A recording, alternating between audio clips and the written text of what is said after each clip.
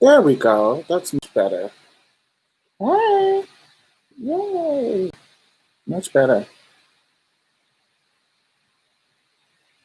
All right, now it has registered. I don't know what was going on. I don't know what's going on with it, but now we're good. Much better view. Bam.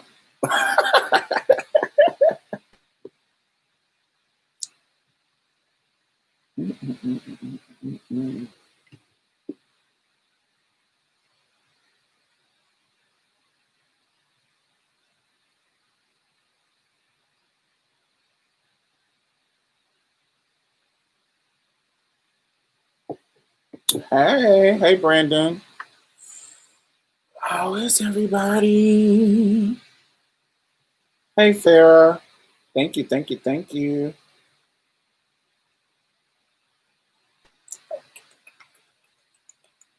So, of course, we're going to talk about Set It Off. Set It Off is on Netflix now. I'm so excited. I watched it like a couple of days ago, and I was like, oh, we got to talk about this because I think it is underrated. So, we're going to talk about it. Let everybody get in. So, let's do some check ins. How is everybody? What's going on in your life? How's, how you faring through these long ass COVID streets? Like anything joyous going on in your life? Anything happening?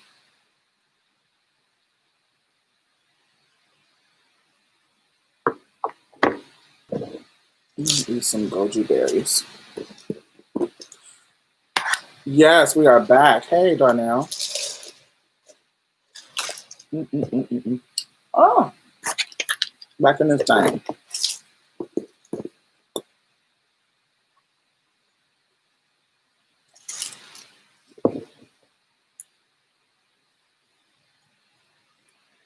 Make sure you thumbs up as you come in. Hey, love.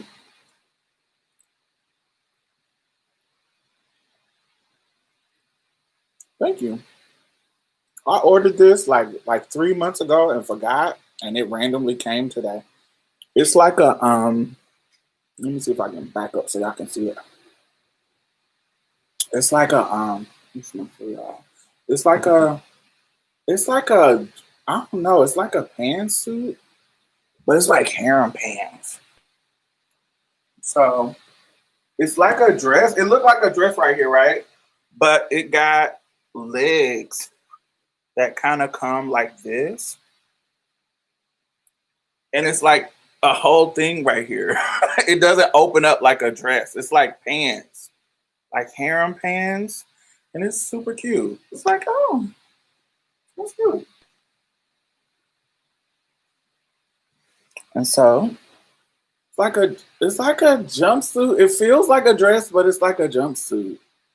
Does that make sense? I'm like, oh, sounds cute. Yeah.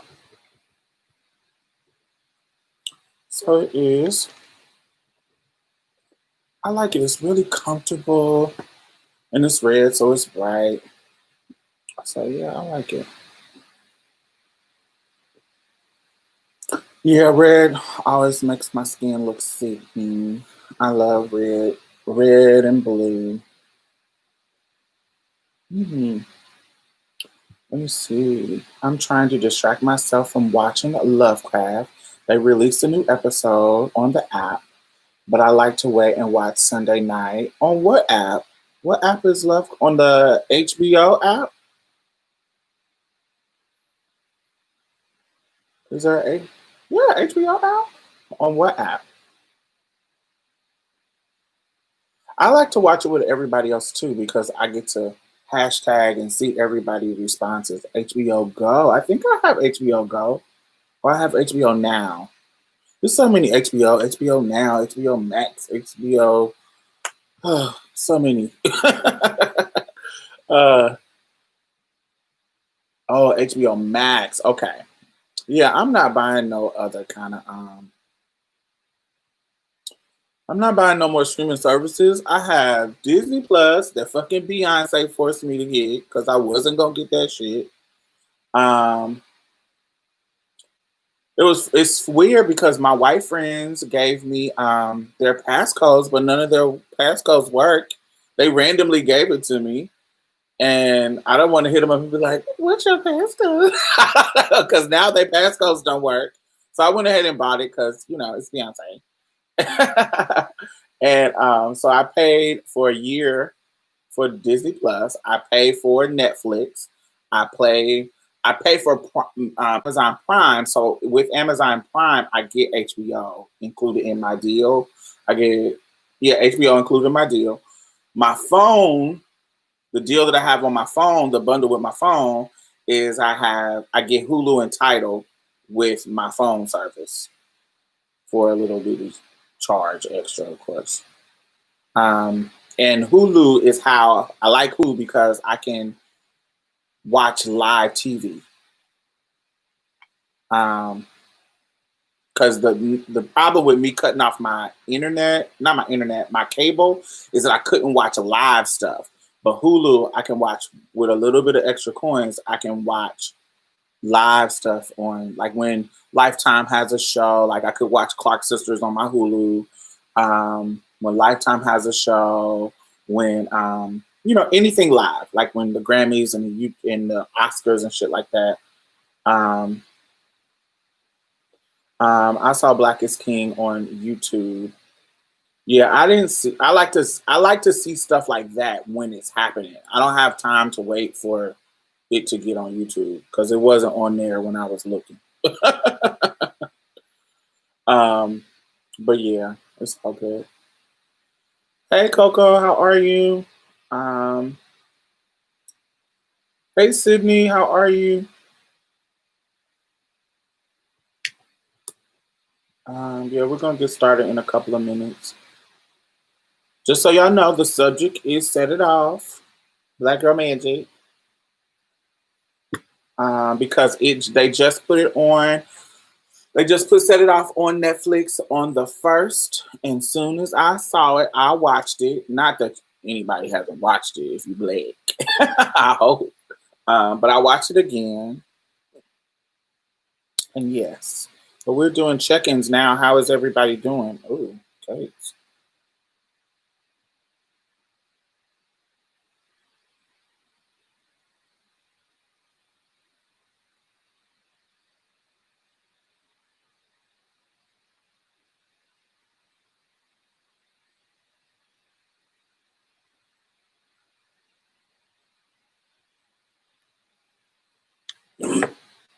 I am great. I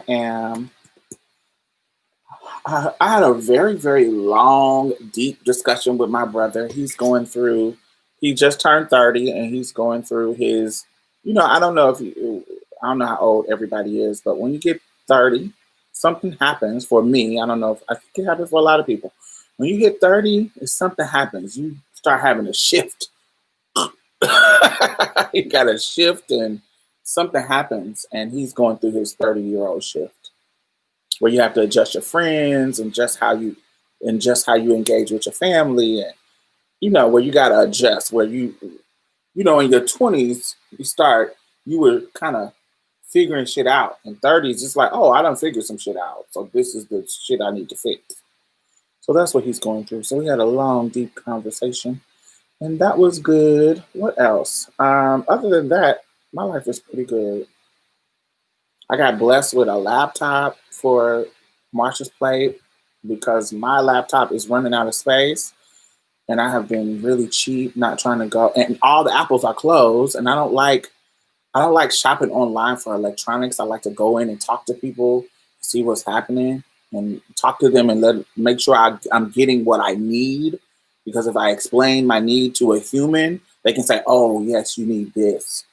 Um, and so yes, I'm not, and so I hate that all the Apple stores are closed because of COVID, like literally closed, and you know, don't have a store to go to. So I was like, oh, I don't want to get that. But randomly, I had done an interview with LGBT historian, Eric Servini. Is still on his page if you want to see it, on his Instagram page, and he has a podcast called The Deviant World, and he post that on his podcast, and somebody heard about us, Marsha's Plate, and a guy who's like an Instagrammer. He got like 2.2 million people on his Instagram. He's some kind of famous person. I don't know, but he mailed me a laptop for Marsha's Plate randomly. I was like, oh my God.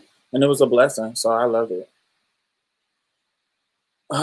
Let's see. What happened again? It happens again at 40. Yes, I'm 39, so I'll be 40 next year. 40 in actually a couple of months. This next year, a couple of months. And it does happen again. But it's 30 was more for me. I don't know about nobody else. 30 was more of a shift out of negativity, like out of it was much. It was a shift from bad to good. This shift is not a shift from bad to good. It's a shift from I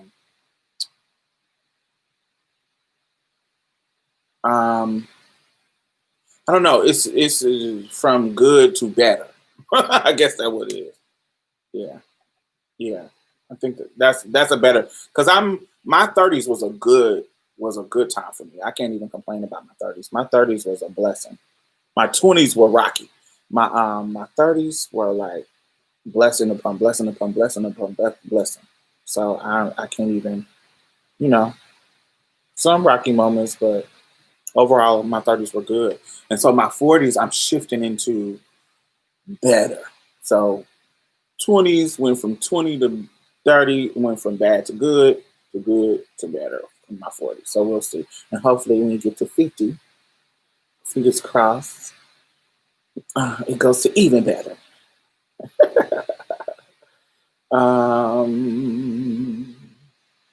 When I turned 40, I was sad. Why were you sad, Miss B? Um, when I turned 30, I thought about my life more seriously. Yes, definitely. I turned 30 in January, and I definitely felt it. I'm glad to hear you got a laptop. Thankful Apple stores are open in Colorado. Yeah, that's a blessing. Um, they open in NC. Yeah, all of ours for some reason. I don't know. It's because the COVID numbers are not dropping, or I don't know why, but they all were closed. And it says temporarily closed. I felt sad because I wasn't where I wanted to be. Baby, girl, if you don't get out of that, there is no such thing as not where you're supposed to be. Whatever you have planned, if you ain't dead, you can still get to it. It's just honey, you're on your path there. Don't worry about don't that's one thing that I learned is that miles, especially as a trans person, particularly as a trans person, I don't know this. Well, let me not speak to all trans people, but I bet you there's some trans people that relate. The one of the obstacles of being trans, not everybody, but me. Once you decide to transition, your life is about transition. You are making money to get surgeries. You are making money to get the doctor's letters. It's to get your name changed.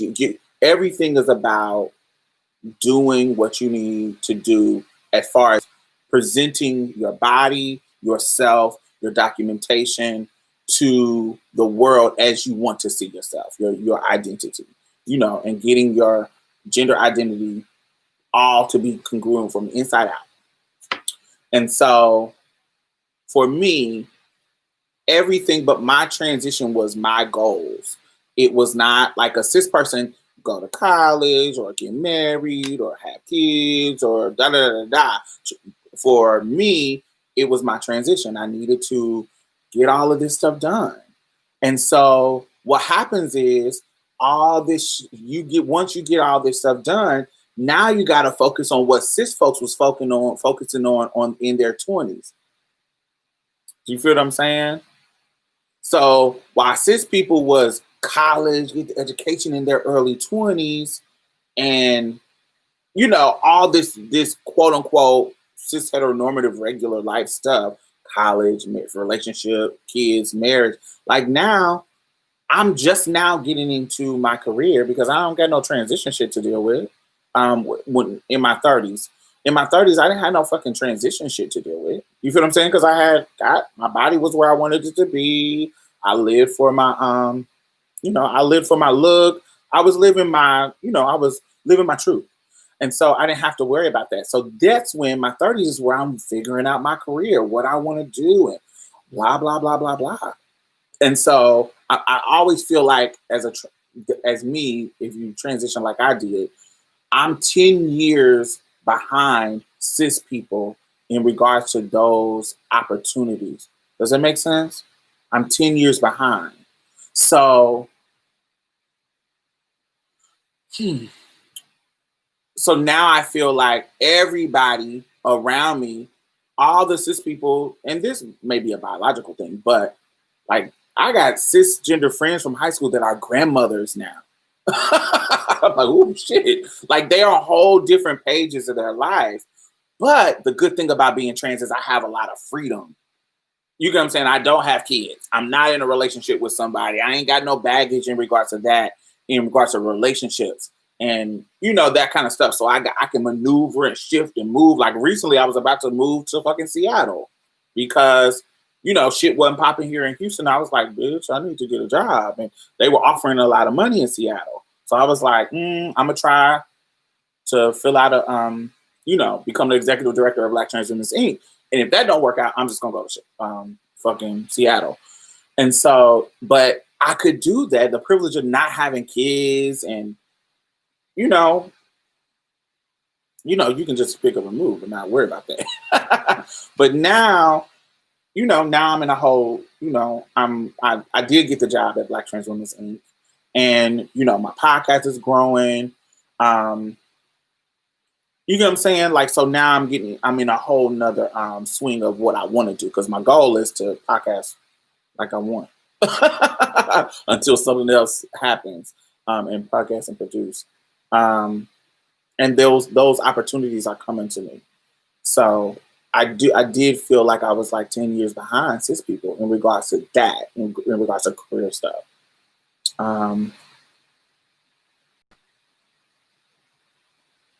I was trying to come to Houston this weekend too, but then COVID numbers, baby. Right. Yeah. T-Man, I feel you. 20s were my MySpace, Black Planet, and come on, old school. Yahoo Chat. Yes. I don't know about Asia Avenue. Fun days, and wouldn't want them back. I love them though. Yeah. Name change, top surgery, birth, certificate amendments, and yeah, in the South is crazy. Yes, 20 years behind, didn't physically transition until I was 30. Freedom indeed. I do want grandkids, don't want kids though. You better get started, my nigga. Did you recently get this job? Yes, I started. So my being the executive director of Black Trans Women Inc., I started in January, but I applied for the job in October, but I didn't start until January. They were picking people, but I've been working with this organization voluntarily for 10 years now. Like I've been helping them organize the conference, helping them do programming for the conference initially, and then organizing, and then I was a board member, and then it just was a natural progression that I'm a part of the vision. I've been a part of the vision, so it's natural that I would go. The only issue was I was worried about money. So the money wasn't exactly what I wanted, but it allowed me to stay in Houston and not work other than doing activist work with them, stay in Houston and focus on my podcast shit. So while the money wasn't perfect in regards to them, because they're a very small organization, the money wasn't perfect, it allowed me to focus on my podcast. So my podcast numbers went from I was having a thousand people listen, maybe like 5,000 a month. Now I'm at 25,000 a month. And so with that growth comes with new patrons, come with new contracts, comes with new, you know, people donating stuff, and it comes with new streams of income. I'm doing more paid gigs, paid panel, being teaching gigs and lecturing at different colleges, and particularly now during COVID, I don't actually have to fly to somewhere. I actually, can teach from here. Like my last gig that I flew out was Stanford when did that lecture in Stanford on decriminalized sex work. Those those gigs have coins, so I'm able to get more money in that regards. Um, in that regard, so with them together, I have the freedom to do exactly what I want to do. If you think about it, like I'm like I don't get up in the morning and do anything that Diamond doesn't want to do. I want to liberate Black trans women. So my work with with Black Trans Women's Inc. is revolved around organizing programming, money, and creating programs for Black trans women. That's my fucking bag, of course. Podcasting. My show, my content here, I talk about whatever the fuck I want to. But on my podcast, I'll introduce people to people. Like I'm coming, like in a couple of weeks, I am talking to some people from the UK, some trans people from the UK that I'm bringing on the show. Amazing, beautiful. It's a great show. I'm talking with some cis disabled women that are amazing and brilliant. Like I get to create shit that I want to put out in the world for people to learn from, for people to, I'm just finally doing. I'm not rich at all, nowhere near rich, but I'm stable. Been stable, but now I'm stable doing shit that I want to do. I don't do shit that don't revolve around trans and liberating Black films and liberating queer folks. It's just something that I love to do.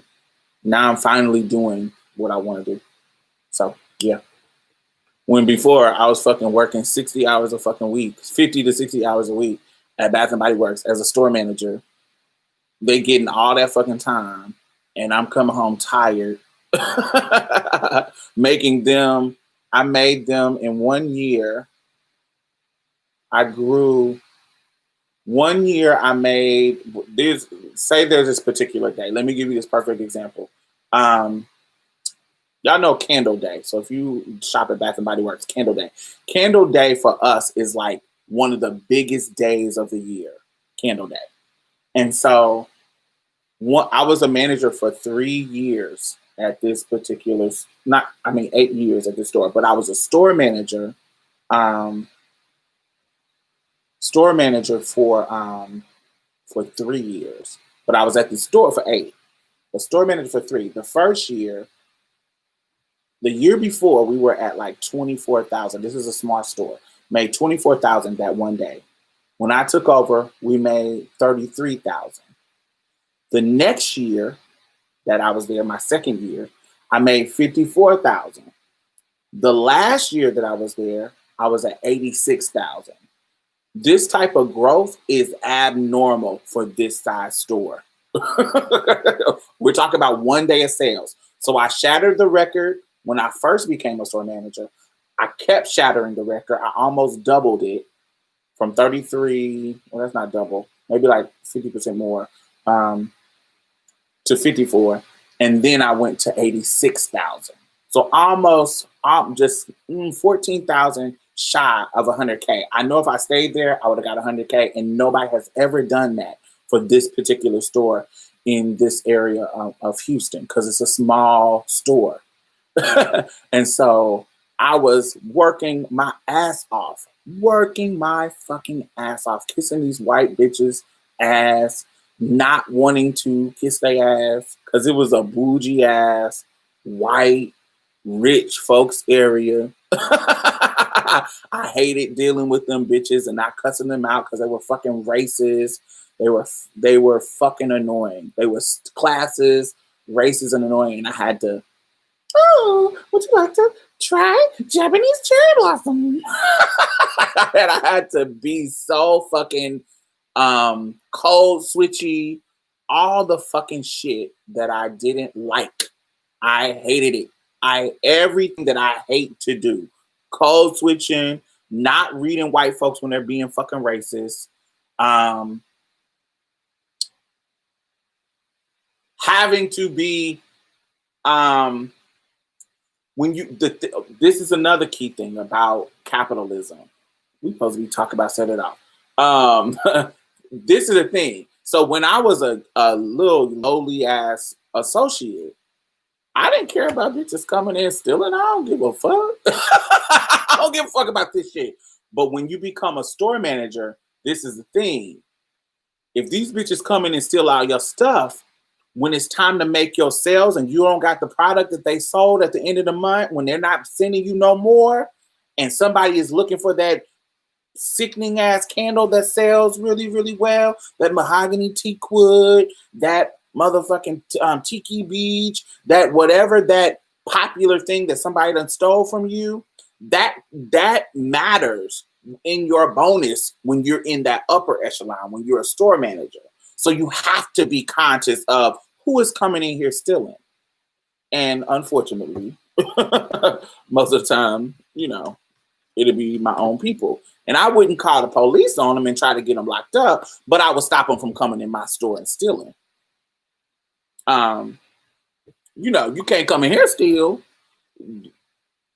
I ain't gonna call the police on you because I don't want you to get locked up unless you get too jazzy. And the thing about Black girls, you can't be like, in my mind, I couldn't be like, they want to get tough. And I'm a hood bitch. I'll beat your ass in this motherfucking store. Don't play with me. I'm gracing you by not calling the police.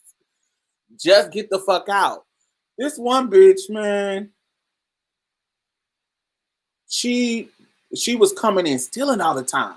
And so I kept coming out there like, yo, and I'm not following her like, but I'm standing right by her, not looking at her, not talking to her, just standing right by her so she can know, yo, get the fuck up out the store. We know you trying to steal and I'm not going to let you.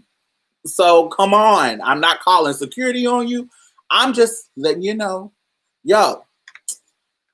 So she leaves, but she used to go to school with one of my managers, my manager, Tyler. She used to go to school with her, right?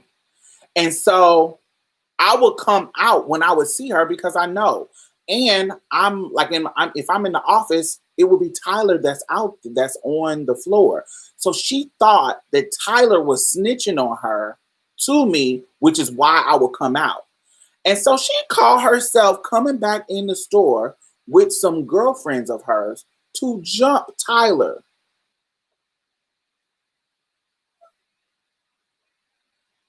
And so this is what I'm talking about. Like, I don't want to, like, this is not my shit. I don't give a fuck about this shit. But you're not gonna come in and try to jump my little manager. You're not gonna. That's my favorite black and my Black girl manager. He was not about to come in here and jump her. And so in that moment, she was like, "Yeah, she the one who told you to come out here and told you that I was still in." And I was like, "Actually, no. There's a camera right here, right here, right here, but you don't know they're cameras because they look like fucking rain smoke detectors and you're not paying attention. I can see you and I know who you are and I remember your face. Tyler ain't told me shit. I do it on my own. So if you want to jump somebody, jump my big ass." And I'm almost 6 foot. I'm 5'11". And what's up? And I'm a hood bitch, so I'm gonna fight you. She not gonna fight you. She not a hood bitch. She's a accounted, nice little. She from the hood too, but she's nice. She grew up in the church hood. I'm a hood bitch that will beat your ass. So what's up? Since y'all came to jump, what's up? Like we literally had to be almost thumping in the fucking Bath and Body Works over that bullshit. And I'm like, I could have called the police on you because I know you had a candle in your bag when I came out here earlier. I know you had it in your bag. You got that peach Bellini in your bag, don't you? Mm-hmm. I could have called the police. I know your license plate number because it's right on the camera because you parked right outside of the door and I can see it. I could have called the police on you, but I didn't because I like black girls and I don't want them to go to jail. And I don't like the fucking police. But go to other stores and steal. Don't come to my store. Go to other stores. There's bigger stores that you can steal from. They can take it. Don't steal my store. You messing up a black woman's bonus by stealing in my store. But I could have called the police on you. But now you coming in talking about jumping, talking about da da da da. Do you really want to go there? And she looked at me. That's real. That's real. All right, Tyler. I'm sorry.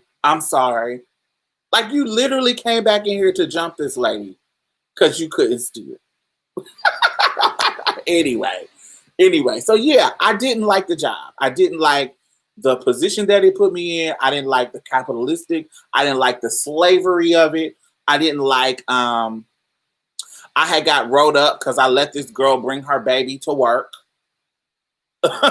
because her fucking babysitter like called out on her. So she brought her baby and her baby was in the little rocker seat.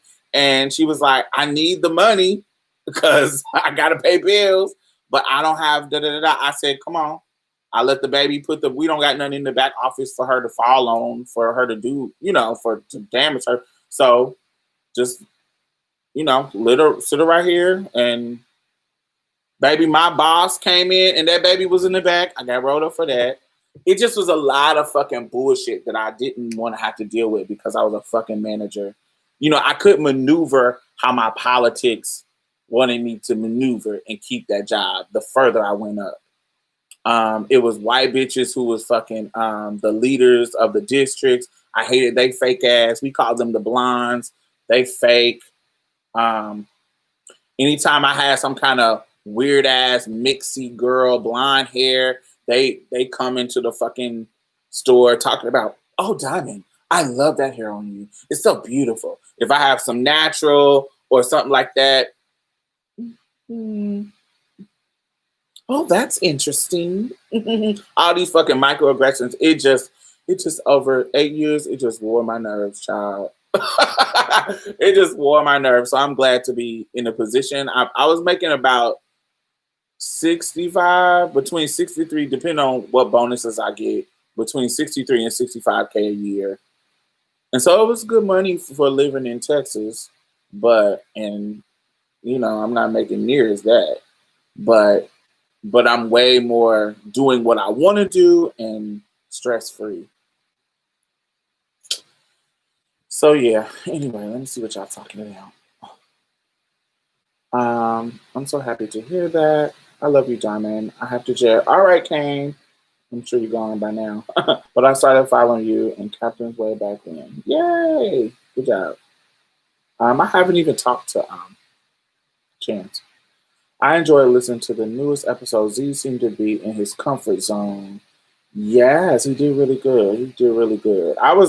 You couldn't see me, but I was there.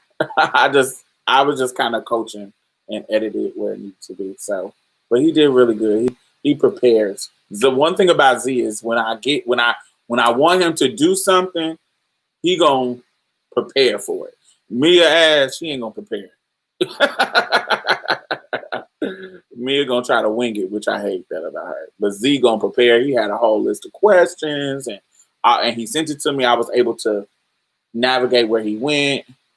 It was perfect. He was prepared.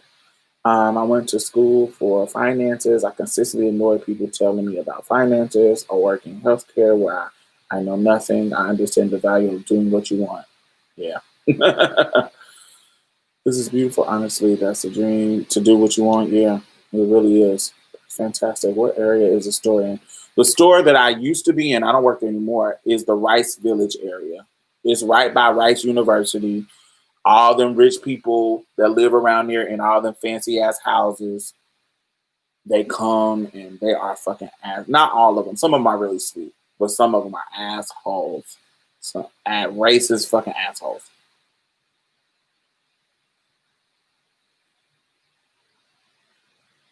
Retail is hard. I was a manager at New York and Company and I hated it. I definitely couldn't do clothes. Baby, them folks coming in there, as soon as you fold that shit up, because I worked at Banana Republic for like I didn't do when I worked at Bath and Body Works, the Banana Republic that was by us. I worked them, but I just did their shipment. So I had to get in the morning, up in the morning at 1 o'clock, and go do shipment with them Tuesday and Fridays. Um, Tuesday and Friday. But yeah, I worked at Rice Village for a whole 8 years. Yeah. Um, but I worked at Banana Republic, and then you would fold that shit on them tables so pretty, and then people would come in and tear it up and don't even buy the shit. Just the clothing part was annoying. At least with Bath and Body Works, it was just lotions and candles. So you just put them on the shelf. So it was easy to keep straight. And if you go to my store and look at the reviews, baby, they always say it look good. That's one thing I pride myself about on my store, looking good and clean and pristine. Even during like the semi-annual sale, baby, people would write in and email like, this store looks fucking amazing. Right, organized. Find your things. Come shop with us. We would make so much money just because we were a clean ass store. Um, hey, boo, how are you? But yeah, Wax Village was annoying the people. Mm-mm-mm. So, all right, let's talk about our subject matter. So, who has not watched Set It Off? Who has not watched it? I feel like everybody should have watched it. So, if you have not, you are missing out. Go on. Who was just mentioning this? Okay, yes. Go on. Yes, it's on Netflix, so make sure you watch it. It is starring Jada Pinkett Smith, Queen Latifah, Vivica Fox, and it introduced us to Kimberly Elise, who would later be in A Diary of a Mad Black Woman and Beloved and For Color Girls, Tyler Perry's For Color Girls. Yes, so Kimberly it introduced us to Kimberly Elise. Um,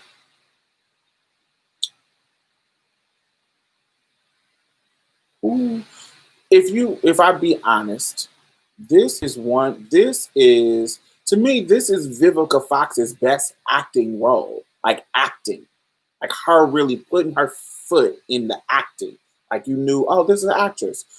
I actually me and Vivica Fox, of course, not the same year, but we graduated from the same high school. She graduated from Arlington in Indianapolis, and I graduated from Arlington in Indianapolis. She graduated in 1982, and I graduated in 1999.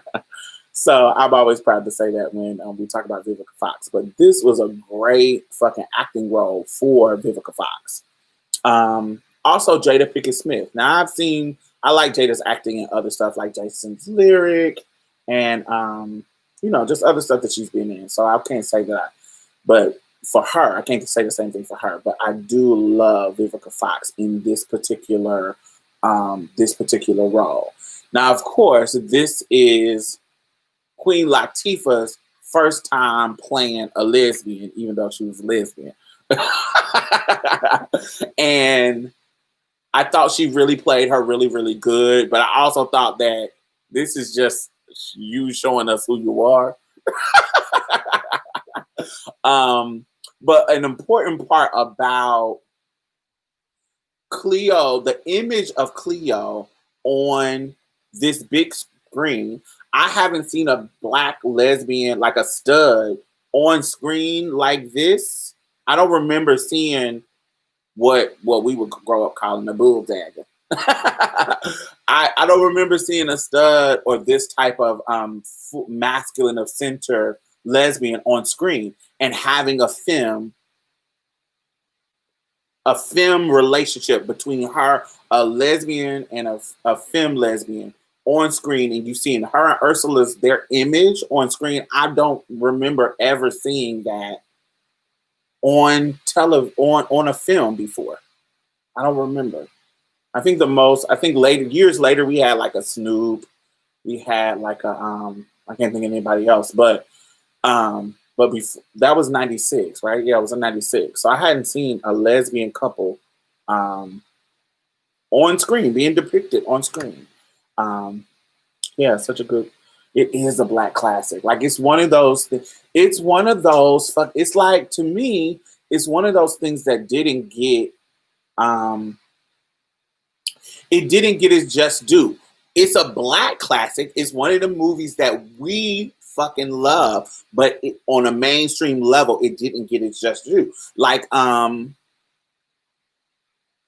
think it's similar, not I think a little bit less, but similar to What's Love Got to Do with It. Thank you, Sydney. Thank you, thank you, thank you. I think it's similar to What's Love Got to Do with It. Um, because I felt like that role was fucking Angela Bassett Oscar worthy. Good night, darling. It was an Oscar worthy performance that we Angela Bassett just wore that scene out. And so this particular movie set it off. I think these girls, these women put their foot in their roles. Um, I love Jada, just her range. I loved everybody. There was nobody slacking in this movie. Everybody really did what they were supposed to do. It got me emotional. It was funny. They had jokes. It was black as fuck.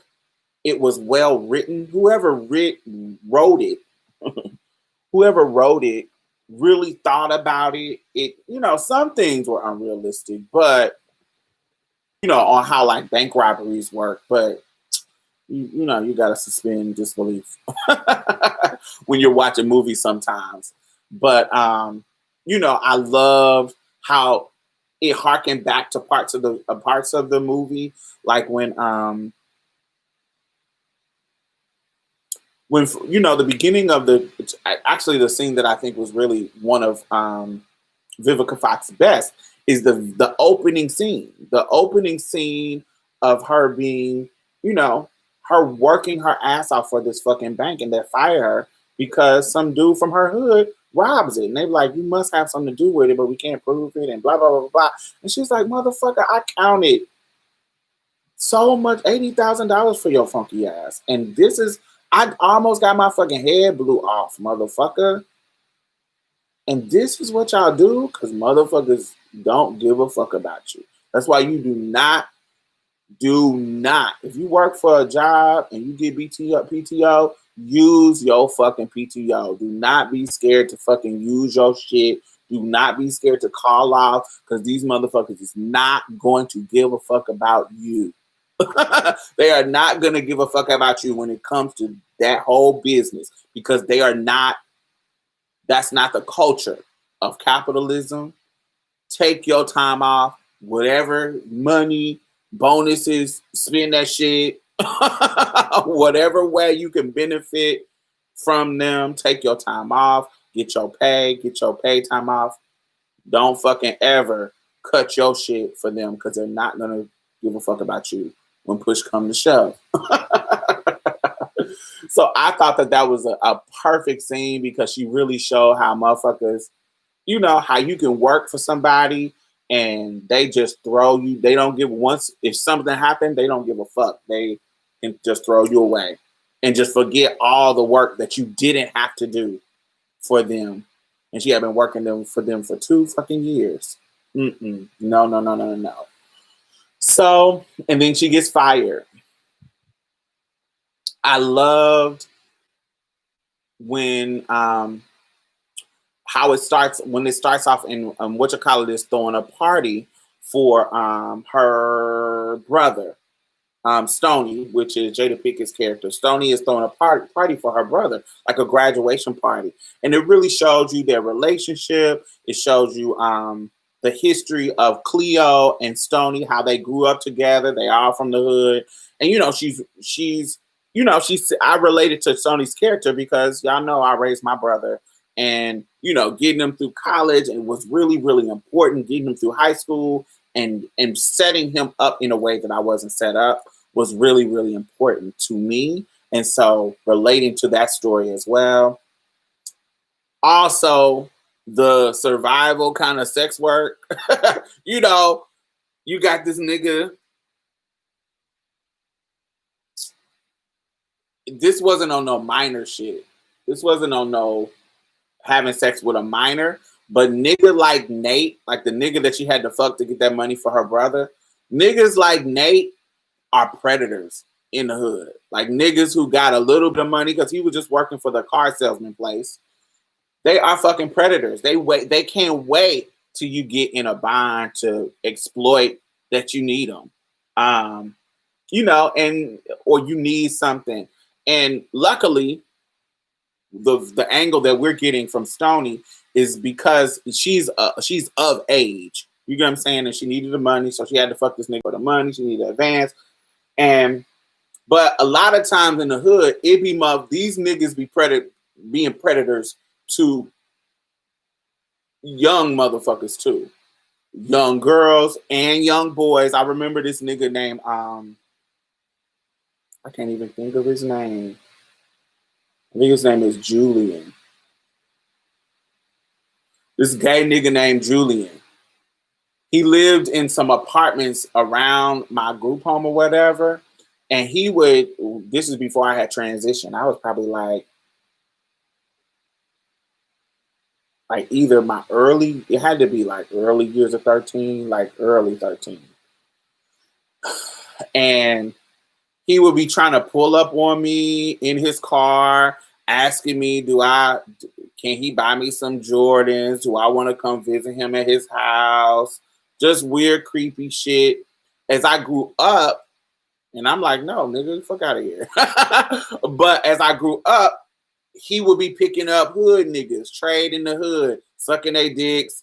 They'd be coming out with some new Jordans, rocking shit like that. Predator motherfuckers. And then it'll be the same thing with the cishet niggas. Being predators to fucking the young girls, trying to pick up the young girls. Oh, I'll buy you this. I'll buy you some new Reeboks. And, kids in the hood, we don't always have the protections of other folks. And, we don't always have motherfuckers. I know me particularly. If your mom worrying about getting high, she ain't worried about what's happening to you on the streets when you walk into the store. Where I was from, everybody, it wasn't a community protection unless you knew. Like it's certain areas it was where I lived at, but certain areas it wasn't. Like I remember in my city, this one area, like we all knew the people around there. So everybody would look out. If somebody was bothering you, the old lady on the corner would come out her house and say something, like get the fuck up out of here, leave them alone, But then I remember in another neighborhood that I was in, how the neighborhood was structured. It wasn't just the fact that they didn't care. It was literally how the neighborhood was structured. For you to get to a store, you weren't walking through the neighborhood. You were walking through like main streets and where there was stores and stuff. And so niggas, there wasn't nobody to be like, hey, leave them alone, or because you wasn't in the neighborhood with like people on the porch kind of watching, seeing what's happening. You actually was walking past stuff that kind of like stores or abandoned stores. Just how the neighborhood was structured was more predatory. Like it was more structured in a way that wasn't able to protect you Whereas the other place that I was staying in, to get anywhere, you're going through houses. Like you walking past Miss Johnson. Hey, Miss Johnson, how are you? You need something from the store? I'm about to go to the store, and she'd be like, "Yeah, here, baby, take these food stamps and give me blah, blah, blah, blah. Give me some milk, give me some cigarettes or whatever."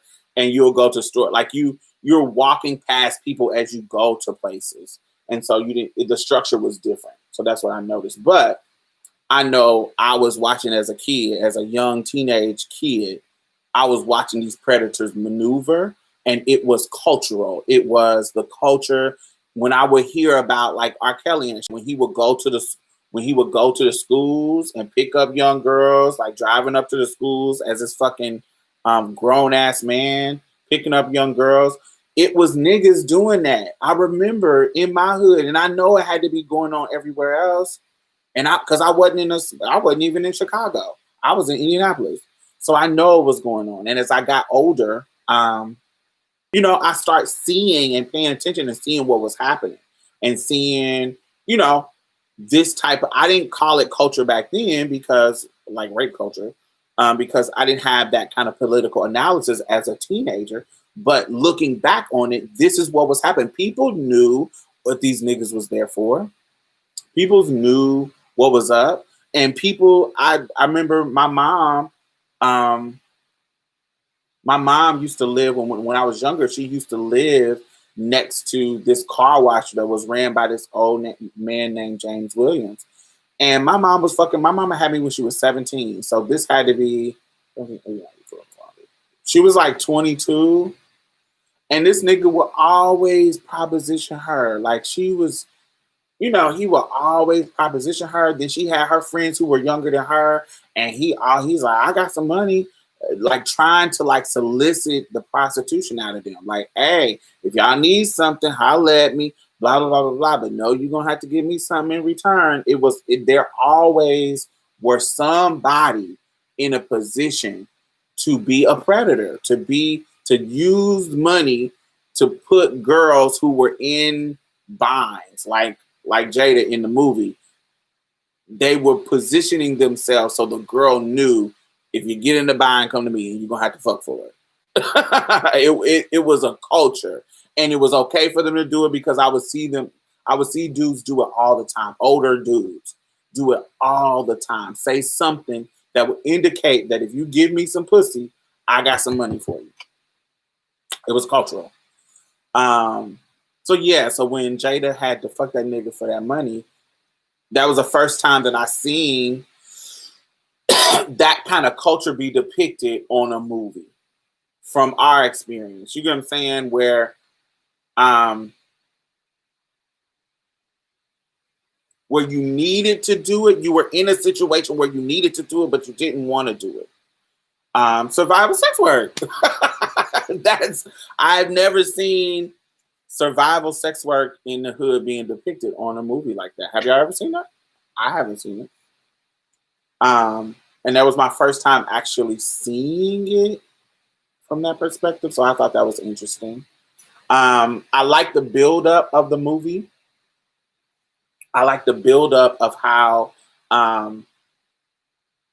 you see this was 2006, not 2006, it was 1996. And they show what we are seeing today. Like when they killed her brother, because they thought he had a weapon and he actually had a bottle of champagne and they killed him. Like how, that's normal shit that we're dealing with, what we've been dealing with. I was telling somebody, I was in an interview, and I was telling them like my first interaction with death at all. My first interaction with death was my uncle in 1987 who was murdered by the police. Michael Taylor in Indianapolis, you can Google it. Michael Taylor in Indianapolis was 17 years old. Killed by the cops. They said he killed himself, but he was handcuffed. They said he shot himself, but he was handcuffed. Like what? And so seeing that on a movie in 1996 is weird based on what we're going through now with cops and how we keep seeing these type of murders. They depicted that murder in 1996 because culturally we know that's what was going on in the culture, just like we're able to see it now in the culture because you know we got cameras and phones and shit to actually show us what's happening. But it's funny that it was in the movie.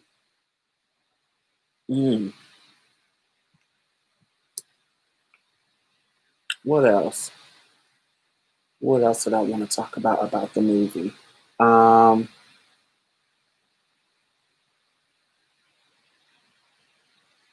thought it was interesting. They showed everybody's story, like and built up on why they had motivation. Like I remember Cleo. Remember when them dudes came up in their car, those straight dudes, and they had a nice car that was on hydraulics, and she was like, and she they were where I want to be, but I'm broke. I'm working for Lester. I'm not making no money. I'm doing little runs for the Dr. Dre dude, but shit, I need some fucking money because these niggas is roasting me. And so you see her, and then she thinks she a hood rat, which was a good, a good narrative for her. She was like, we hood rats, bitch. We you you might have a dream or something, Stony, but I'm just gonna be a hood rat. I'm gonna be a hood ass bitch for the rest of my life. You can go and code switch and do all great things, but that's not me. My fucking foot is itching because I think I got a mosquito bite on it. So that's why I'm scratching. And so that was interesting in regards to her particular story. Then it was weird having Ursula not talk, but I guess that was the thing. She wasn't a main character or anything like that. Um, and then when we think about TT bringing her son to work, and then the son getting into some poison, and then because she didn't have a babysitter, just go back to what I was just talking about, Bath and Body Works. That was a perfect example. Sometimes, like, yo, I don't know. I'm either gonna miss work and I need this fucking money, or we're gonna be homeless, or I ain't got no babysitter. I don't know what's happening. And so that's how old girl was at my job. And I just let her keep her there. And how it's set up for her to get her children in the system and all that kind of stuff. And just how her brother how Tony brothers getting killed, just built them. Frankie was already over it because I done worked hard trying to be this good person working at this regular job for 2 years, and then boom, they fired me over these motherfuckers who came and robbed it. They from my hood, but they not my fucking friends. And so I like how they all build up their story and made the stakes get higher and higher and higher, even when Lester um, stole their money. And it was like, we gotta do one last thing, and that one last thing led to all of them fucking getting wore out except for one. I was like, oh Lord. But it was a great movie, and I loved it. I think it's really I think it's one of the best movies that show black culture, that show black actresses doing their thing. I love that they created it. I love that they got the right people for the characters to play the role. Um, what I didn't know is that the character TT, played by Kimberly Elise, that character was supposed to be Brandy. Did y'all know that? TT was supposed to be played by Brandy, but because of the type of stuff that they were doing, robbing banks and shooting people and all that kind of stuff. Brandy's, her mother was her manager. Brandy, Brandy's manager, her mother, Sonia, was like, "This is not a good look for you. This is not a good look for your image." Because y'all know Brandy was trying to have that good girl, sitting on top of the world kind of image. And so she didn't take the role. I think that was a mistake, a career mistake. I think that having that kind of edgy role would have put her in a position where she didn't have to live that good girl, that good girl image that she had to do. So I didn't know that she was supposed to play it, but she was. She got offered the role, but instead of her taking the role, she said, "How about I do some music for it?" And they put her on the. So I'm missing you, although I'm missing you. I'll find a way to get through. So that was good. I thought that was an interesting tidbit that I found out when I was listening to Brandy in an interview. It was some kind of interview that was talking about her life and her come up, and she was supposed to get the job. But yes, set it off. It was good. What did y'all think about it? What do y'all think? Y'all quiet tonight. Why y'all not talking?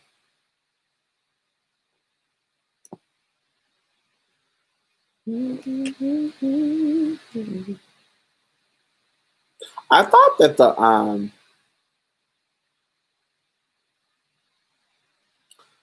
the music would just be better. I do like that song, but the rest of the soundtrack was kind of whack. I wish they I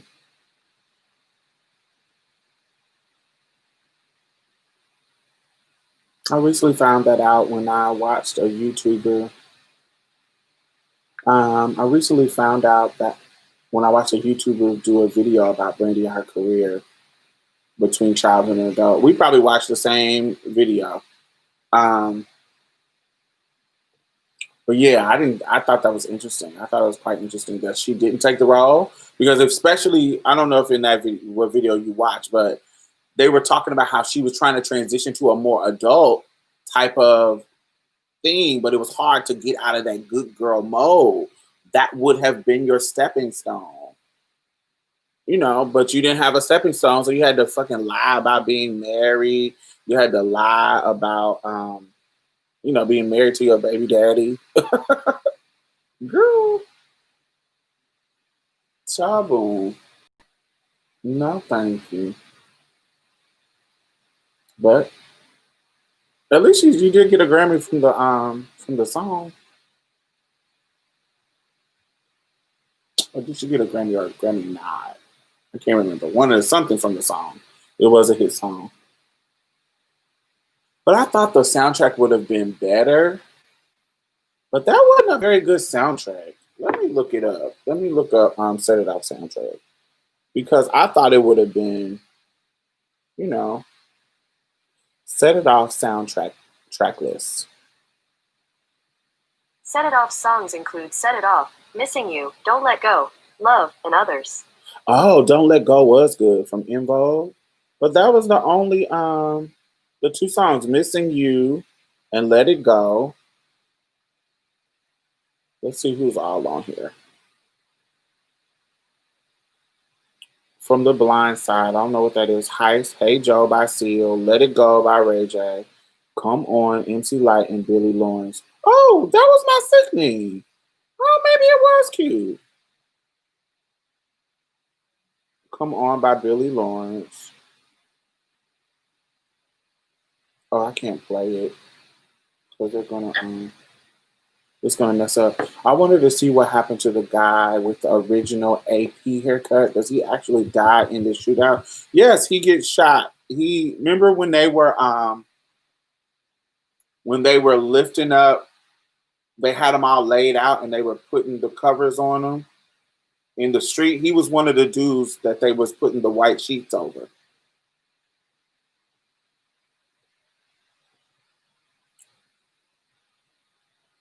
He ended up being killed.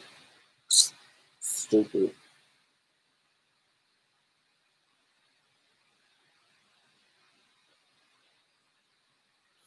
Was this an extended version? Because I saw scenes I didn't remember seeing. Yes, there was a couple of scenes. There was a scene, really only one that I don't remember seeing. The scene where Jada was throwing up in the bathroom. I don't remember seeing that. Where she was after her brother got killed, her throwing up in the bathroom and the girls were in that house with her. That scene I don't remember being in there. What scene do you not remember?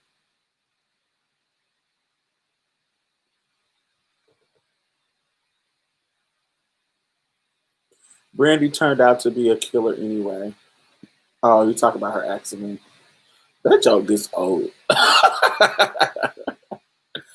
uh, what scene do you remember seeing that you thought was new? Is that's the one you was talking about? Yeah, that scene was crazy. I was like, I don't remember seeing where she was throwing up and crying, and they were at her house consoling her. I don't remember ever seeing that scene. I guess that scene got cut every time I watch it on TV, but I watch it at the movies too, and I don't remember that scene being in there. Or maybe I was just too young to remember. Okay, I must have looked away at that part, but I knew when he made him get the haircut, Stony Brother was going to get set up and die. Yeah, definitely. They alluded to that.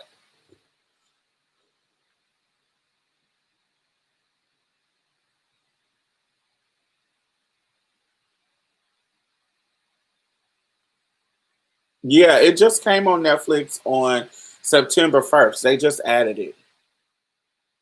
So I immediately watched it because it's one of my favorite movies.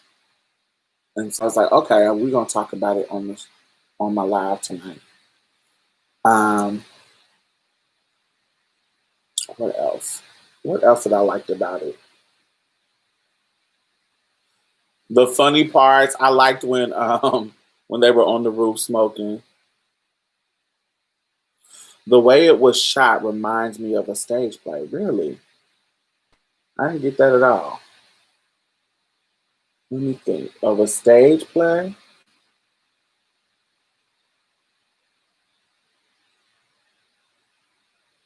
How so? How does it remind you of a stage play? I guess they had certain sets. I guess yeah, they had the set where they were at the I don't know. Why does it remind you of a stage play? Because usually stage play reminds me when because it's only a certain places that they record at. Because it's a stage play, it's only a set scenes on the same set. I felt like they had multiple. They had the house party. They were at work. They were on the roof. They were at the restaurant. They were at the shooting range. They had a bunch of places. So yeah, how you get stage play?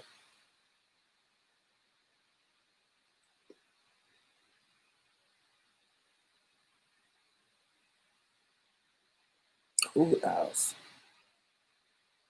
And there was a lot of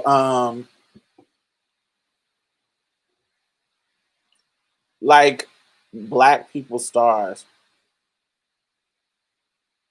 I don't know. It gave me a play vibe, kind of like P Valley is shot. Interesting. Um, I was about to say, oh, it's a lot of people like black like icons. Well, I don't know. Icons isn't the word, but they're black actors or actresses that we know by face, but don't may not know their name. Like the girl that played the white man's Bob. The if he's the lead detective, she's like the second. She played. Remember the series called Rock? She was Rock's girlfriend, Eleanor. Wife, not wife. I mean, and not girlfriend. Rock's wife, Eleanor. And she played the like second in command cop. I don't know her name, but I know her face. Y'all know who I'm talking about? She used to be Rock's wife on the series, the old school series Rock. And then who else was in it?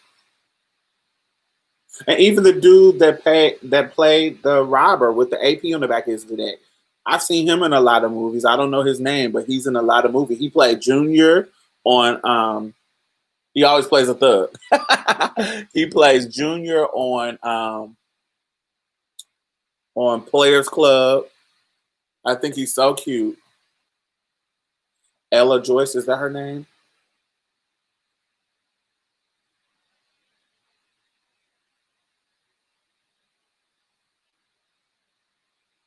Yeah, that's her name. I don't know her name. Let me see. Is that it? Ella Joyce?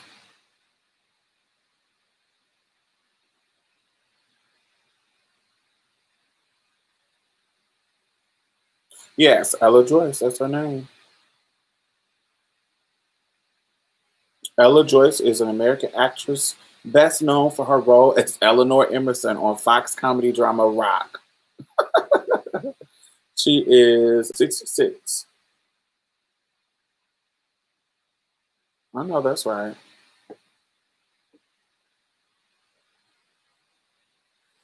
I thought the movie showed Black people's proximity to the hood in a negative light, which I guess is to be expected, but there were some positive aspects of being hood adjacent.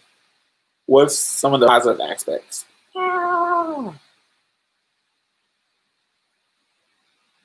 What are some of the positive aspects to be hood adjacent? I don't know. I didn't take it as a no. I didn't think of hmm. I didn't throw me off in regards to how the story was told. It didn't throw me off. Yeah, I didn't feel.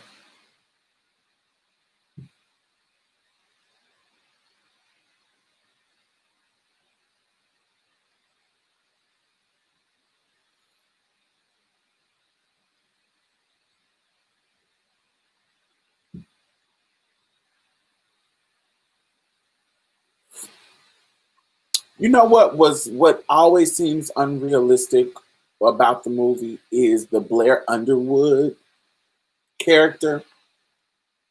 I can understand why he's needed, but and this may be skewed by my transness, maybe. If you're a cis woman watching, let me know if I'm wrong.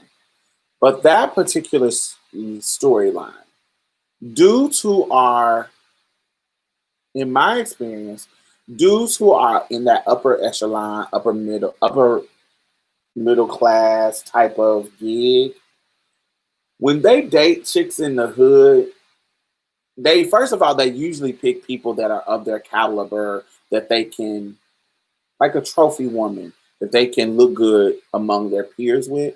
But if they pick a chick from the hood,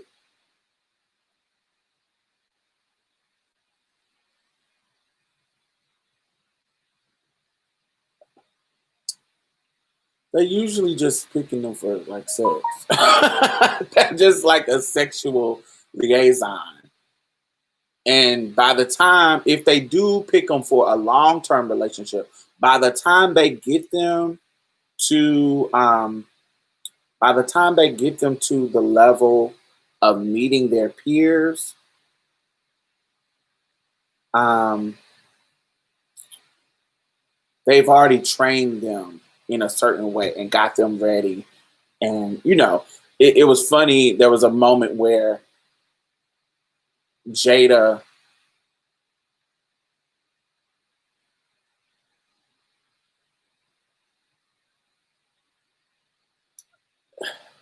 there was a moment where Jada was having a conversation with his colleague and his girlfriend, and the girlfriend asked her a question, and she was like, "Yes, I'm in finances. I like different." Jada gave some kind of snazzy euphemism for kind of work that she does.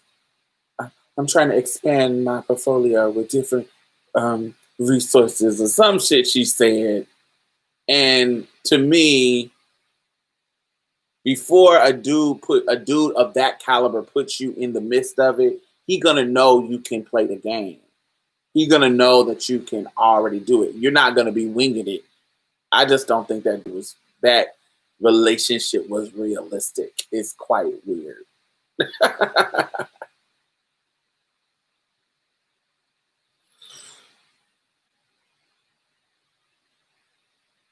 When Jada came out in the colorful dress, I died a little inside. Yes, child. She would not be that. You could be, it would not be that bad. Ain't no bitch style gonna be that bad. I'm sorry. Ain't nobody's style gonna be that bad. Nah. Sorry.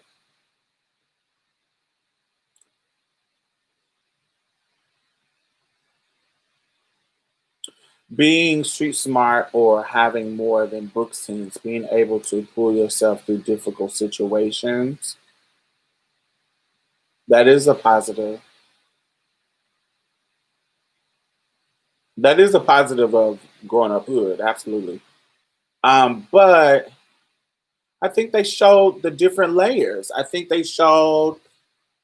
This is the thing about it. This is the beauty of what did somebody said it down here? They tried to. Did you not remember the girl with the bank job? Yes, they showed three different people. They showed Frankie, who was depicted as the hard worker, who really did what she was trying to do, the pull yourself up by your bootstraps aspect. And she was working at the place for 2 years and blah blah blah blah. And then boom, this bullshit, random bullshit happens to her, and she's back down with no job. After working that fucking hard, so it was for nothing. And if she wasn't from the hood, if she wasn't black, from the hood and knew these motherfucking people, it wouldn't. She wouldn't have got fired basically. And then you had T2, who was kind of slow. I felt like TT was kind of slow. He was like the slow character. Scary and slow. Shy, timid, scary and slow. I don't know. You know.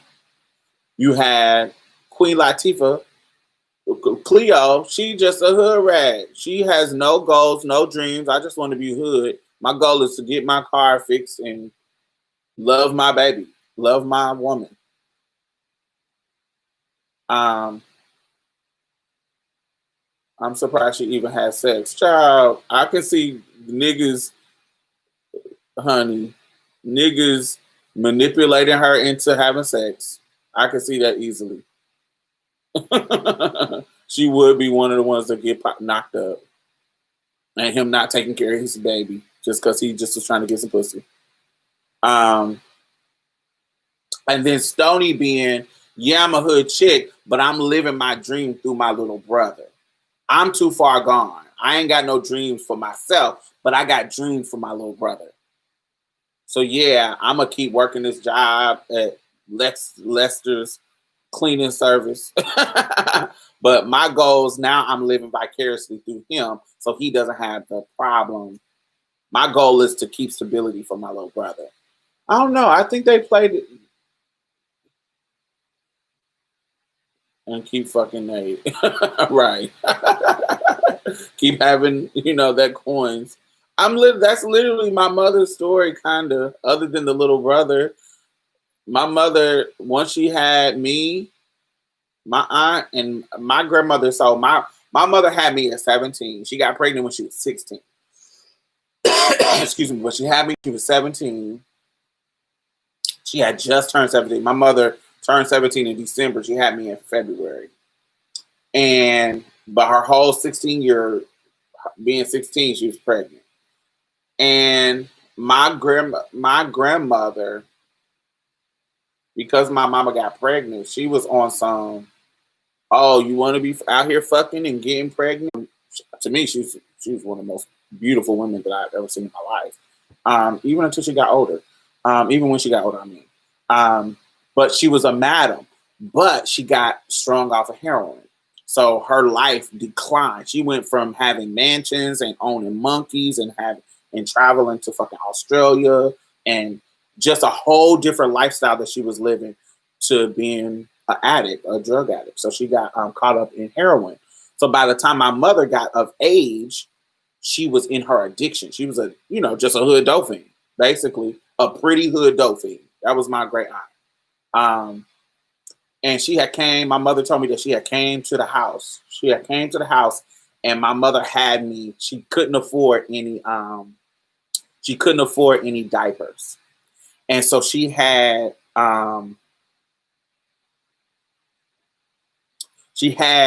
meat in a bread bag, which is strange or whatever. She had, instead of it being a diaper, she had meat in a bread bag. She had tied the bread bag around me. And so she had went and stole some cloth diapers. She had went with my great aunt and stole some cloth diapers. She couldn't afford no regular Huggies or whatever. And my grandmother was like, "Bitch," not my grandmother, my great aunt. She was like, "Bitch, you a 17-year-old woman. You got a gold mine, bitch, in between your legs. Long as you got a pussy, you should never be broke. When I was fucking your age, bitch, I was fucking who had the money. You fucking with these broke ass niggas having babies, blah, blah, blah, blah. Fuck with niggas who got money. You do not fuck with broke ass niggas. Fuck with niggas who got money." And she was like, "Matter of fact, let me show," and older niggas. She was like, "Matter of fact, let me introduce you to some people." She literally introduced my mama to this dude named GB when she was 17. Older cat. I think he made it be at the time, he made it be in his 30s. My mother, nah, he was in his 40s because my mother is in her 50s now, mid 50s. And he just died like recently, like maybe 6 months ago. And he was 90 something, like 96. So he had to be like, yeah, so 50, 60, 70, 80, 90. He had to be like 40. He had to be like in his 40s. And she was 17. But my great aunt introduced them. And for my whole life until he died, GB was somebody my mother could go to for some money. My whole life. When I needed school clothes, when I needed school shoes, supplies, whatever I needed in regards to shit, my mother would go talk to GB. Talk. And honey, I would have it. He would see me walking through. I called him Uncle GB because he owned like different stores. He owned like different stores in the hood that he owned. And so if I'm at that store one day and he there, he would see me and give me like $100. Give me like $100 and be like, "Tell your mama I said come holler at me." And I had the money. And he just was that person. And that's like my mom's story. She's like, she had always had a Nate. GB was her Nate. And then when she moved to Mississippi, she had this Reverend Kennedy. Reverend Kennedy, honey. Reverend Kennedy in Alena, Mississippi. He's still alive. He was a reverend of a church out there. He had a first lady, had a wife, had kids, everything. But he gave my mama any coin she wanted to have, as long as she was messing around with him. Mm-hmm. She always had her old sugar daddy. Somebody that she can get some coin from in a bind. I'm in a bind, Nate. I'm in a bind, Nate, honey.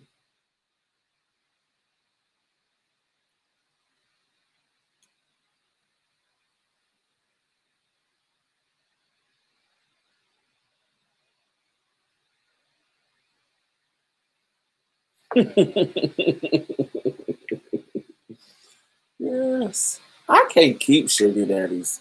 I got one. I got one that's straight. The issue with sugar daddies is that sometimes when I'm not feeling it, child, I'm not feeling it. And you gotta keep them happy. But you gotta deal with them when they feeling it. Child, I got one. But only reason why I've been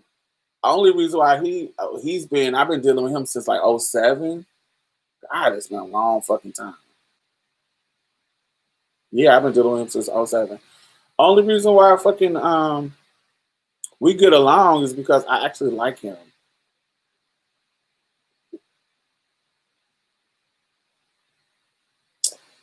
Yeah, his my Nate is not Nate, it's Ken. My Nate is Ken. Um,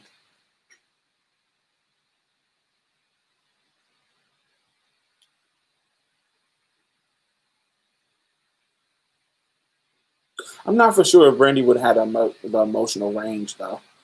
Um, but yeah, mine is Ken, and Ken is an older cat. I've been messing with him since I was like 26, 27. I met him. He's from Houston. Wait, is he from Houston or LA? No, he's from California, but he moved to Houston. He moved to. So there are different. If you know the hood, there is different migrations that happen, right? Is in the same way that we know about like the slave migration, where all the folks on the plantation once the slavery civil war happened, folks are migrating north. So they would go to Chicago, they would go to New York, they would go. You know what I'm saying? Da, da, da.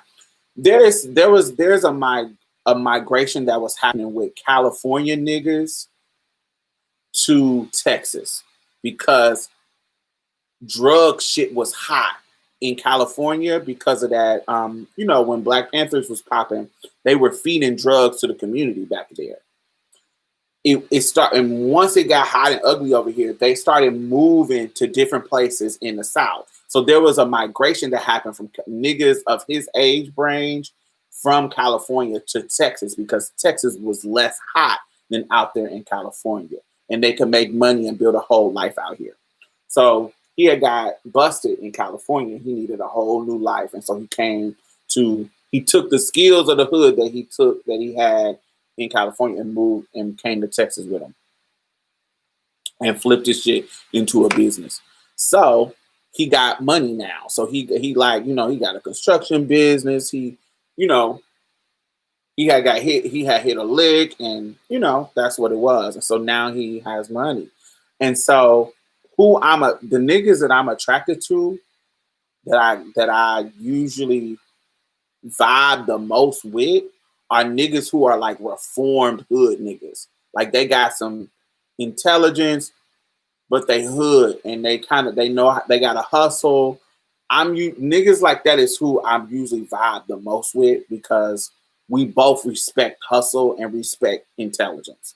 And so him, when he met me, it was on some straight, I'm trying something new, on some trans shit. He met me on an ad, like an escort ad. And he don't like he like black girls. So he's one of them black dudes that like black girls. Like, not he don't like that. Um, sometimes in the escort business you gotta um niggas like exotic, but he was the opposite. He was like, I like a hood chick, like a hood hood chick. So when he met me, I was just on point, like in regards to my personality, in regards to what we could talk about, because we could talk about hood shit. I grew up in the hood, so we could talk about hood shit. I knew about shit. I knew niggas he knew. I knew just anything. We could just talk about so much.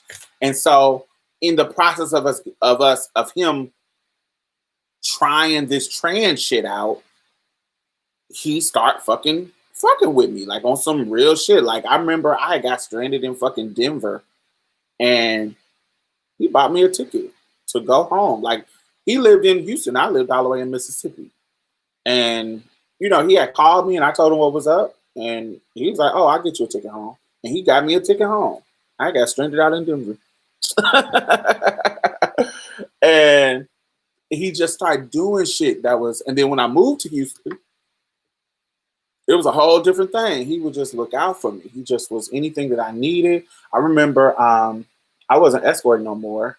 Um, and that's another thing. Me and him started to be cool on a whole other level. Like I remember Macy's had went out of business downtown here in Houston. And so they were selling shit for super cheap, but they were selling some of their Not only were they selling like their products, but they were selling some of their furniture, like that they used in the store, like props and shit. And so I got like like a bunch of shit from them that I wanted, but I didn't have a truck. And I told them that I wanted to go down there and because I had went down there to see what was down there. And honey, he got his nephews. His nephews was like 20, like young little nephew. I was in my 30s. Um, Young little nephews.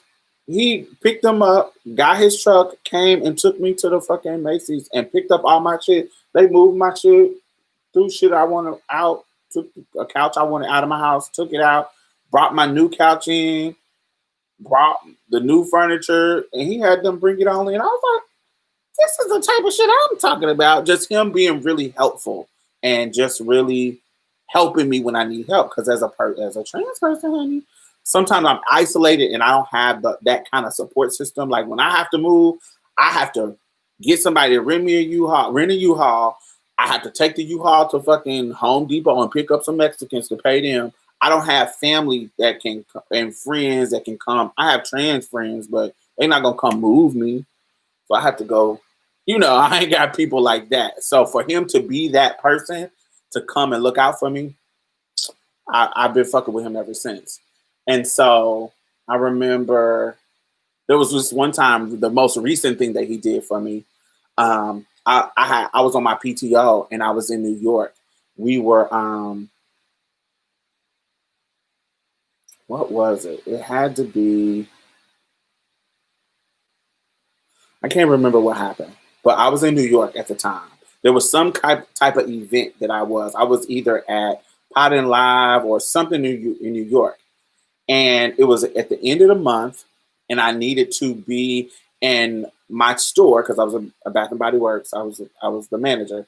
I needed somebody to come to my store to spend $350 at my store because $350 would take me over the realm of me getting my 10%, and I would get a $2,500 check for the bonus.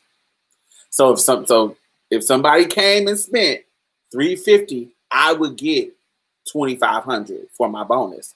So I was calling my friends, and none of my fucking broke ass friends had $350. I had $350, and I was like, just go spend it. When I get home, I'm coming home in 2 days.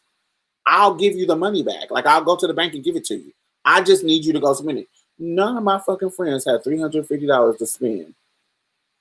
I was so pissed off, so annoyed, because I'm the friend that they always come to ask for money.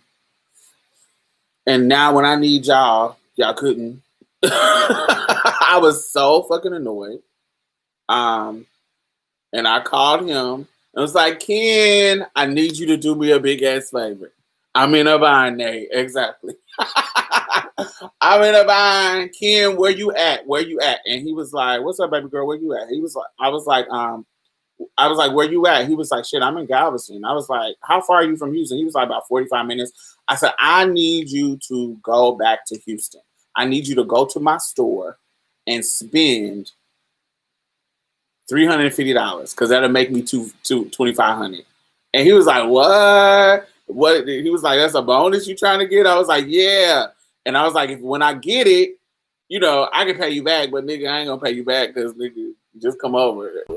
I earned that $350. What's up? He started laughing, and he was like, I don't know if I'm gonna make it in time for them to close, but if they stay open, I'll come through. So I told my homegirls, I told my workers, stay there. We close at 10. And I said, y'all stay there until 11 o'clock because this is your bonus too. Because when I get 2,500, they get 1,000. And so, 1,000 or 700, something like that. I think it's 1,000. So this y'all bonus too. He'll come. It's going to take him an hour to get there. And he sure did. It took him an hour. It took him about 55 minutes. And he came, spent the money, called me. He was like, yeah, I spent the money. They made it. And I got $2,500. Damn. And he just does shit like that where I ain't gotta, and he ain't even come, some niggas, honey, they do something for you. They like, oh, knocking on your door. What's up? You know you owe me. But he ain't even like that. He only, honey, I didn't see his once he did it and I came back home, I didn't see his ass for like 3 weeks. I didn't even see him until, you know, but he ended up coming through and we hooked up and he just, if it's my birthday, he'll come drop me off some money. I ain't gotta fucking sleep with him. But all that aside, the dick is love. That's number one. So even hooking up with him is not negative because he is attractive, he's fine as fuck, and that dick is love. He's just older. He got salt and pepper hair. He's just an older, nice body. He's just an older man. But fine as fuck, and the dick is good. So it ain't really work. So yes, that's Ken is my Nate. He is so sweet and so nice and looks out. Shit, you done convinced me to like Ken. Ken is my boo. Ken is sweet. He fix shit. Like if I need shit fixed, like for the house that my fucking that my apartment people won't fix, he'll fix it. If my car, if I need my car fixed, he will fix it. He's just one of them people. He will do whatever. Like I'm about to get we about to get a house. The nonprofit is about to get a house and open up a house for folks to live in here. And he and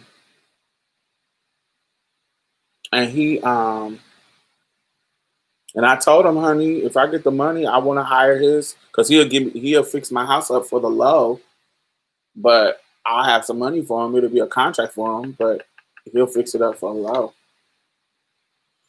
So, we just got a good business relationship. I don't ask him about his wife because I know he got a wife. I don't ask him about none of that.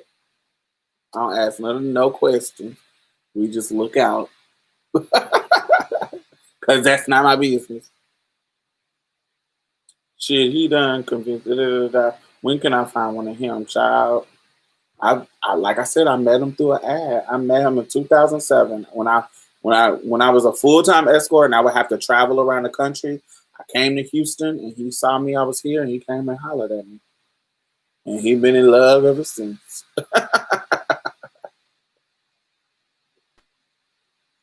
Ain't nothing wrong with a little salt and pepper, nothing at all.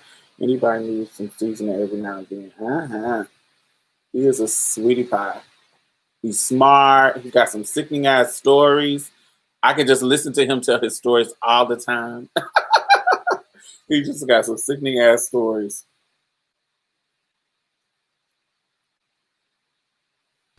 But yeah, he is my only my only older dude that I fuck with. I got some my age tricks that I've been dealing with for years.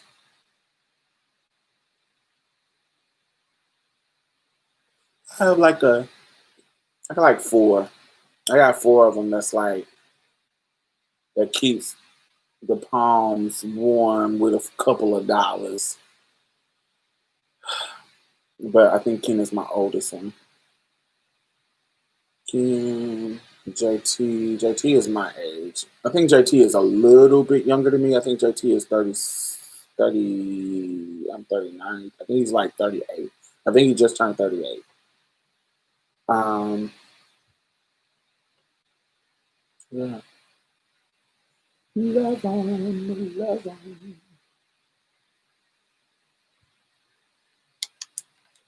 And the thing about not having to deal with people for money, like when you was an escort, grease the palms, baby, is that you had to deal with them. Like these dudes, I would deal with just because I like them, just because I like them. They are cool niggas. And it's fun, and I have a great time with them. Mm.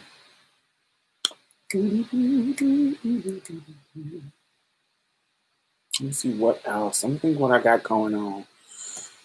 So we will be doing a talk on my Patreon about India Moore dating a rapist. We will be talking about that. I had a big falling out with a chick about that.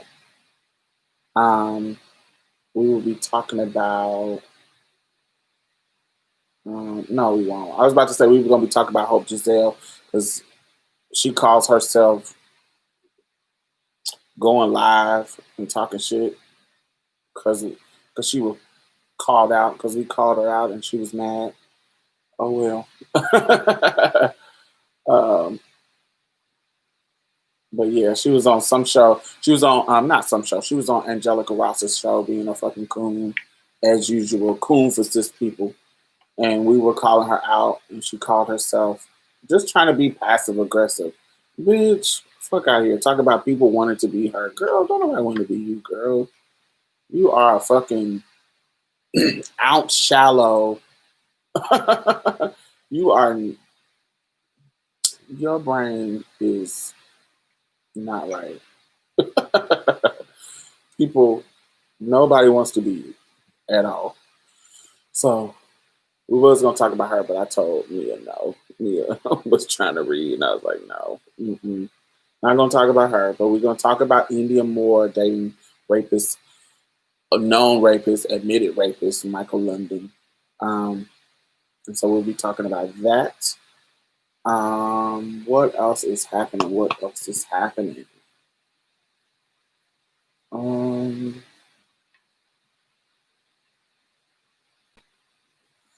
I got interviews with a lot of UK people, so I'll let y'all hear that. I have a show about being trans and black and immigrant that's coming up that y'all gonna be able to see in the intersections of being an immigrant, black, and trans, and those issues.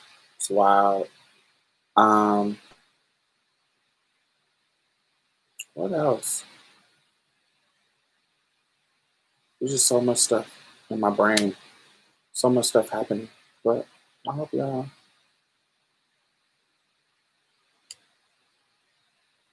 stay tuned.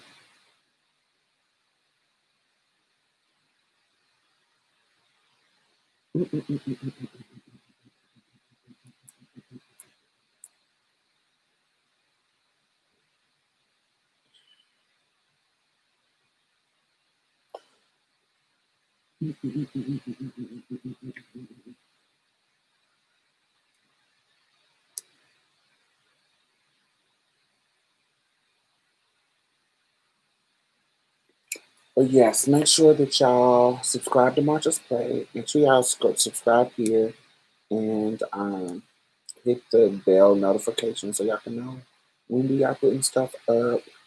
Thumbs up. What else? Yes, I haven't watched P Valley since the jail episode. So me and my friend, which I call it, usually watch it together. My friend Samantha Masters. We will be watching it soon. I don't know when she's going to be free, but our sleeping schedules from each other is off. I'm getting up in the morning at 6 in the morning and going to sleep at like 10. Um, and she's late night, so we kind of our sleeping schedules off. But I am going to watch it. But I had stopped watching it during the jail scene with the mama preaching in the jail. I haven't seen after that, so I have to catch up. But yes, we can do another discussion about P Valley once I catch up. Um, what else? That's it. So I will see y'all. I will see y'all next week, or if I get bored in between that time, we'll talk and get our life and get our kikis. I will see y'all later.